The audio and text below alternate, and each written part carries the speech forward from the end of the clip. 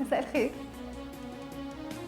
الجسم والعقل بيؤثروا او بيؤثران كل منهم على الاخر. ازاي؟ يعني عقلك بيأثر على جسمك وجسمك بيأثر على عقلك برضو. ازاي؟ تعالى كده نجرب. تخيل حد في دماغك انت بتكرهه، ولا بلاش بتكرهه دي عشان بحبش كلمة بتكرهه، متضايق منه مش بتحبه. تخيل موقف كان ليك معاه. تخيل انه قدامك دلوقتي. تخيل ان انت شفته، الشخص ده انت مش بتحب تشوفه، مش بتحب تكلمه، بس تخيل. هتلاقي نفسك ايوه هي الحركه دي بالظبط كده، وقاعد مكشر ومتضايق، ده بمجرد بس انت تخيلت. طيب تعالى نعمل حاجه تانية. تخيل ان انت بتحب شخص قوي، ودي بقى انا بحبها قوي، تكوا على الحته دي. تخيل انت بتحب، وتخيل ان الشخص ده قدامك دلوقتي وان انت شايفه. تخيلوا كده معايا ان الشخص ده قدامك دلوقتي. تخيل موقف بيحصل معاك. تخيل انه قالك كلمة كان بيقولها لك زمان. تخيل انه عمل معاك حاجة كان بيعملها معاك زمان. خرجتوا في مكان، رحتوا في مكان. تخيل كده. الله، انا بقيت مبسوطة، يعني مجرد ما تخيلت بس كده انا بقيت مبسوطة. هو ده بالظبط اللي انا اقصده، هو ده بالظبط اللي انا قصدي فيه، ان تفكيرك بيأثر على ملامح وشك.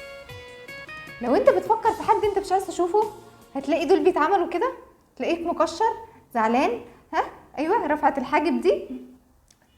طيب لو فكرت في حد تاني بتحبه او وحشك او عايز تشوفه، هتلاقي نفسك فرحان وبتبتسم. ده انت ممكن تكون قاعد بتضحك مع نفسك كمان، حد يعدي كده يقول ايه الهبل اللي قاعد بيضحك مع نفسه ده. يبقى فعلا العقل والجسم بيأثروا على بعض. طب تعالى نشوف مثال تاني.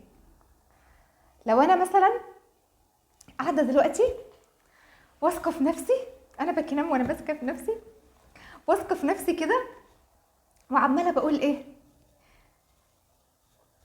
انا مخنوقه، انا متضايقه، انا زعلانه، انا حزينه، انا محبطه.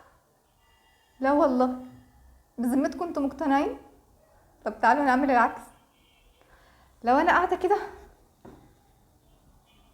انا فرحانه، انا فرحانه قوي، انا مبسوطه قوي، انا واثقه في نفسي، انا عندي قدرات حلوه، مبسوطه.